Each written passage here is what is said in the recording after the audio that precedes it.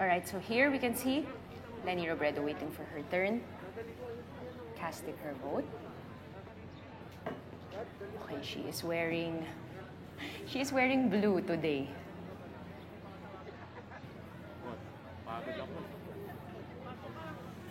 So you can check, of course, our Developing Stories page. You can find that on the Rappler homepage. This is where we put all the updates for today.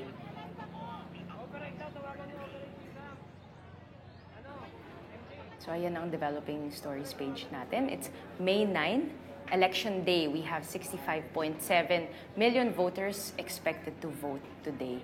So a while ago, we saw Sara Duterte in Davao. Ngayon naman we have Leni Robredo. We can see her there. She is wearing blue. Meron mga tao nagpapa-selfie with her. Override daw, tawagan daw. Sumisenyas ng override. Sumisenyas ng override.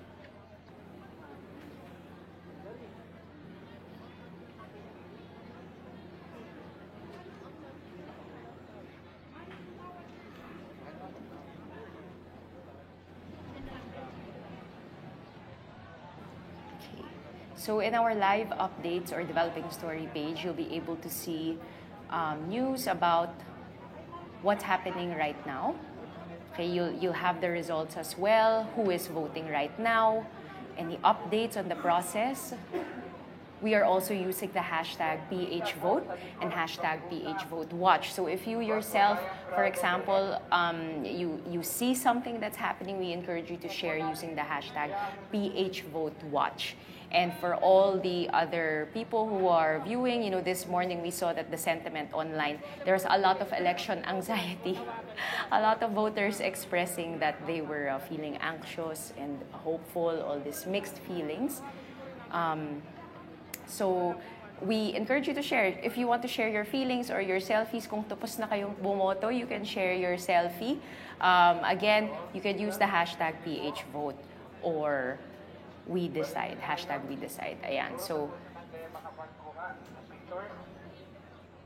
we can see yan on screen.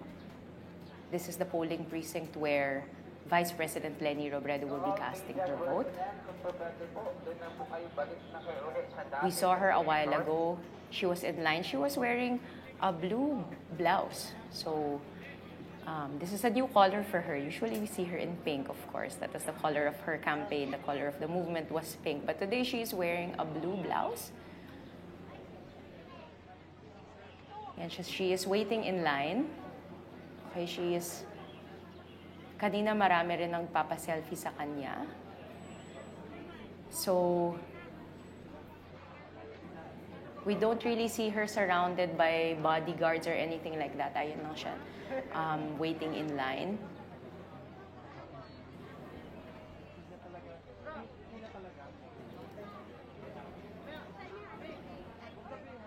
Ayun siya. So, you can also, for those of you watching, share your experience. How was it waiting in line this morning? Was it a longer line compared to the previous elections or mabilis lang ba?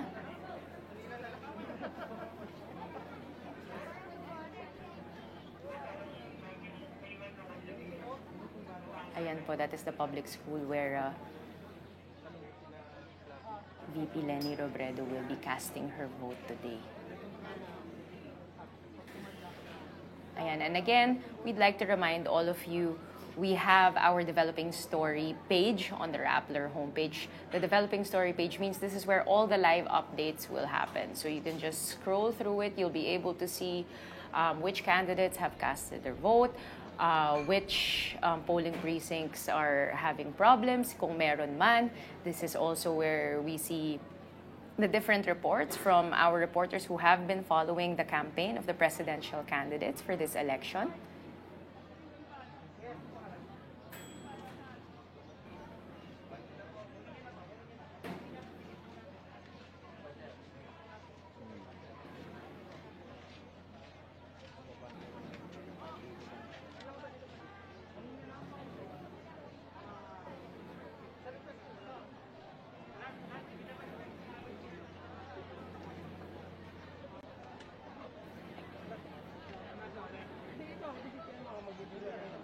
So,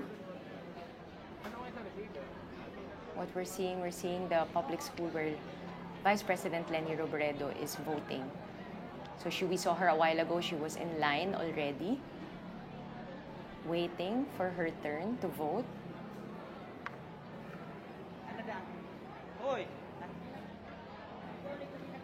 Okay, mukha naman it's a sunny day today. Kanina sa Davao, from the report of Ralph Rivas, medyo maulan doon. So dito naman sunny day siya.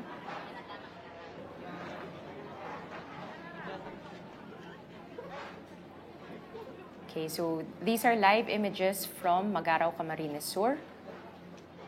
Dito po boboto si Vice President Leni Robredo.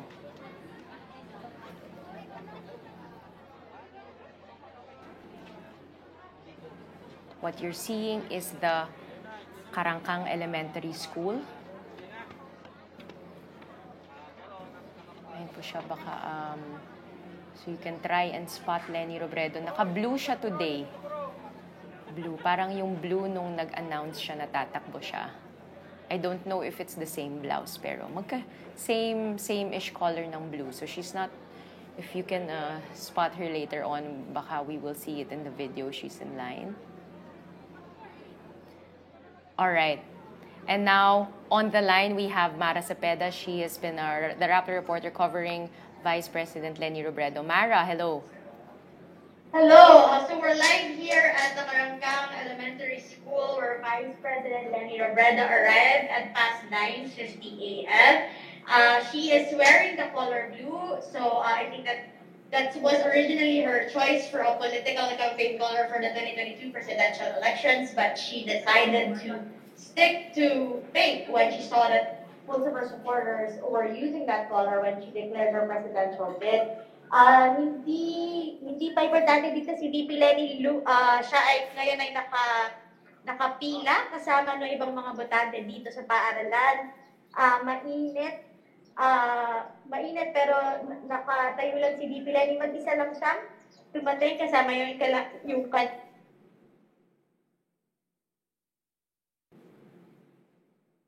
Okay, Mara, mukhang we lost you. So Mara was actually talking about how blue was the original choice of Leni Robredo for her campaign. Pero of course, we saw that the color chosen in the end was pink.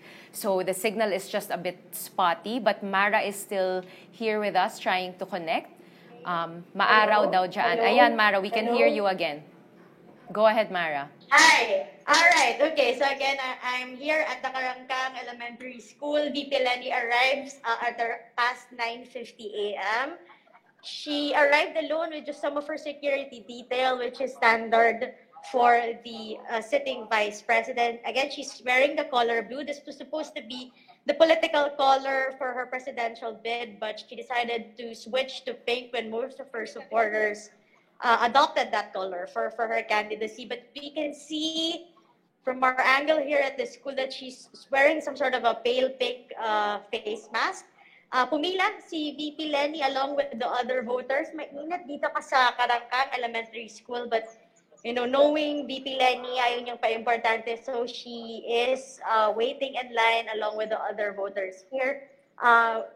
Baka matagalan pa yung kanyang pagboto. Is going to be maybe a couple of more minutes or even an hour or so, but she's just patiently waiting here at the school. All right, Mara, you said she is by herself. Parang wala siyang tao na pinapayungan pa siya, no? She's just there by herself. No. Yeah. She does have some of her staff and security detail here, pero hindi naman siya pinapayungan when she arrived here. Ngayon, naka-move na yung pila to part of the school na may bubong, so at least she is protected from the heat. Pero nakatayo lang siya kasi hindi lahat ng mga nakapila na may upuan na available. What about the Robredo sisters? Have we seen them today? Are they voting later on? Yeah. Yeah, so Aika and Trisha were able to cast their vote about an hour ahead of their mother at the Tabuco Central School in Naga City. We saw the eldest Aika post a picture of Trisha showing off the indelible mark on their index fingers. Yung youngest, si to cast her vote much earlier, a few weeks ago. We saw her Instagram stories post just before we went live. She was via overseas absentee voting because she is finishing her final year at the at New York University, so she had to avail of the OAV before she came back to Manila to help her mother campaign.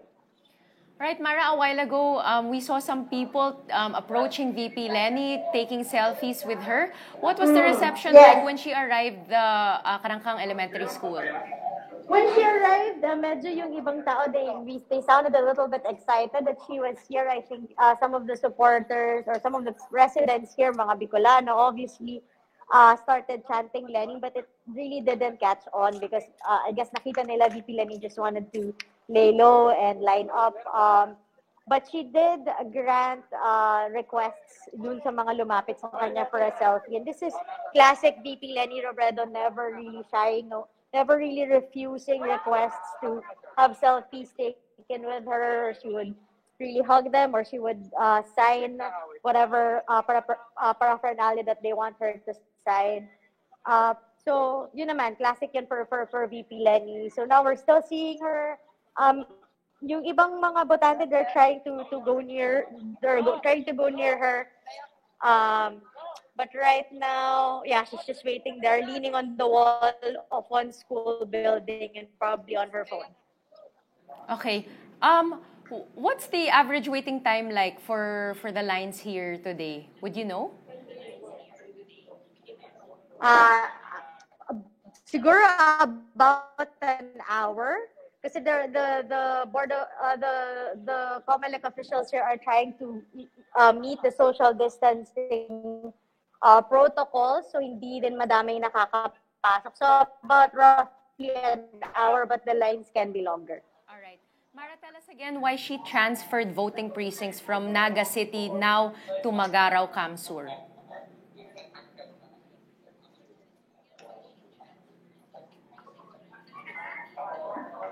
Mara? All right. And so VP Lenny, when her mother passed away, she and her siblings were able. Hello, can you hear me? Yes, I can hear you. Go ahead. Hello? Mara, we can hear you. Go ahead. You can tell us why she transferred her voting precinct. So VP upon the death of their mother, Sally, inherited one property in Magaraw town, and so they started building a home there. And just in time for the 2022 elections, VP Lenny Robredo transferred her voter registration to Magaraw, which is a town about 20 minutes by car from Naga City.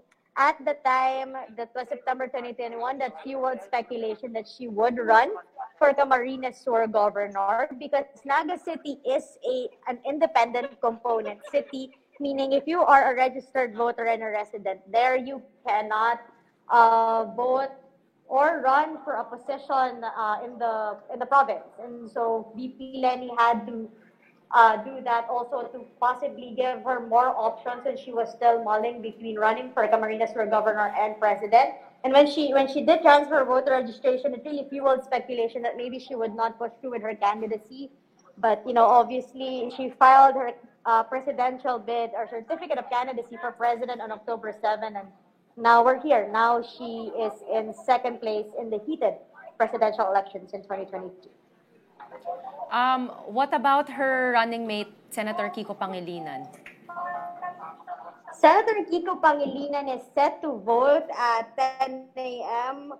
Now, so we're on standby also when he's going to vote at Inchican Elementary School in Silang, Cavite, where he and his wife, megastar Sharon Cuneta, are expected to cast their vote anytime soon. Just before you called, I actually received, a text message from Senator Kiko giving me a copy of the message that he has been sending to some of the supporters. Kumaga parang just a way for him to thank them for everything that they have done for him in the campaign. And let me read to you. Senator Kiko said, "It has truly been both a privilege and an honor to help lead the charge in this epic, historic battle for the soul of the nation. For this rare opportunity, I will forever be thankful. Even more so knowing that I fought hard and mightily alongside many. What an incredible journey, an amazing experience of a lifetime. Truly an honor to be able to do this with all of you, a rare God-given chance to show our love for our country and our people. Maraming salamat sa inyong lahat sa sakripisyo, pagod, puyat, tiwala at suporta. And so, Senator Kiko has always been overwhelmed and truly humbled by the support that he has received from the kakampik supporters of the Lenny Kiko tandem.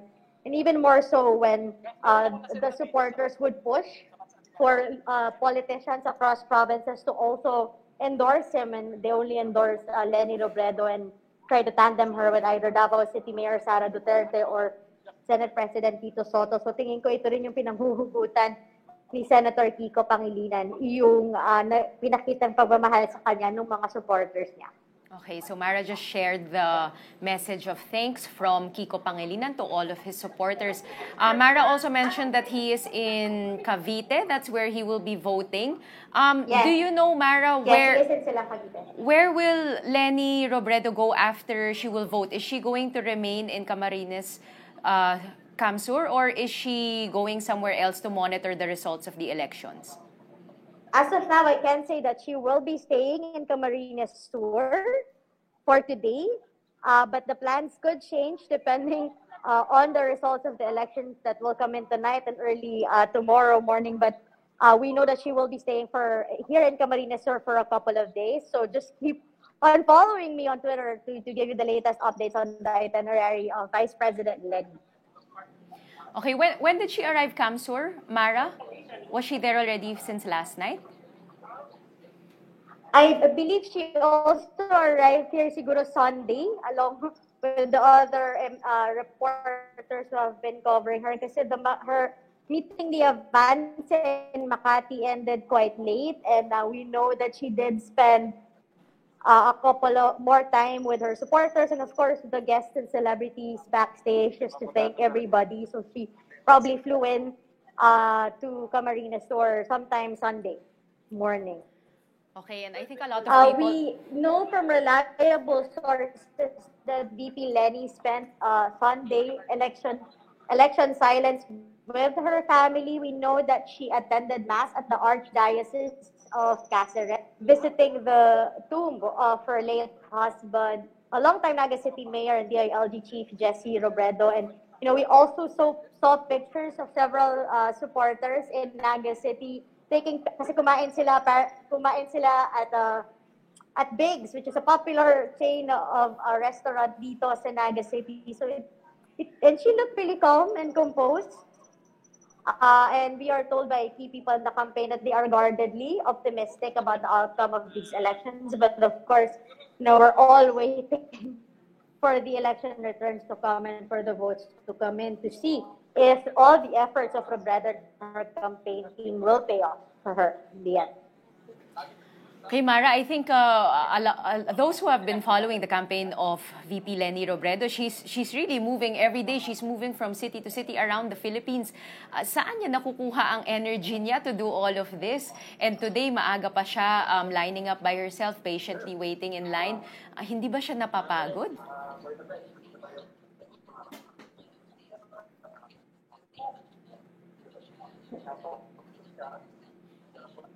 Yes. I asked her the same thing when we got the chance to have her in the Rappler office in her exclusive interview with Rappler CEO and Nobel Peace Prize winner Maria Ressa. And she said, that it's really what she has been doing for so long. And she repeatedly says that hinuhugot niya yung lakas na dun sa kanyang mga supporter na marami pa sa kanila yung abonado pa. Marami sa kanyang mga supporter, really would take time off work at halimbawa, the Sumilaw farmers marched all the way from Mindanao just to support her presidential bid. At tingin ko yun yung nagpapalakas sa kanya. Ni VP Lenny. I also asked the same question actually to Senator Kiko Pangilinan. Even asked him kung nakakatulog ba siya pagka dun sa kanyang sasakyan, whenever they're going from one store to another. And Senator Kiko told me na not all the time, kasi kapag may supporters silang nakikita sa daan na naghihintay dun sa convoy nila, talagang binababaan nila o kaya pinubuksan nila yung kanilang bintana para lang makapagpasalamat dun sa mga supporters. So, for both the Lenny, Kiko, Tandem, they draw their strength from their supporters, and I think that really fueled them in this really grueling, tough 90-day campaign that saw them campaigning from early at the morning until midnight pa nga. Yung joke, diba? 18 hours. Totoo talaga yun for the Lenny, Kiko, Tandem. Okay, sana nakatulog naman din si VP Leni Robredo.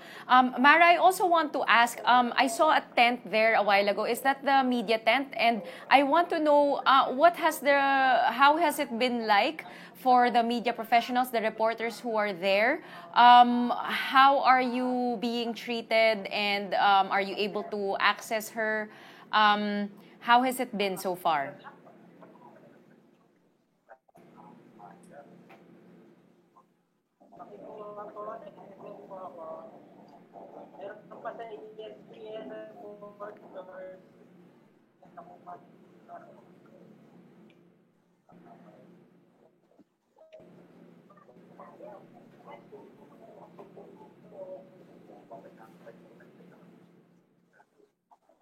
Okay, I think Mara, her signal is a bit spotty there. She's currently in Camsur covering VP Leni Robredo, who is lining up right now. Okay, so we'll get back to Mara Cepeda later on. Right now, we have with us a very special guest that we'll be talking to. So we just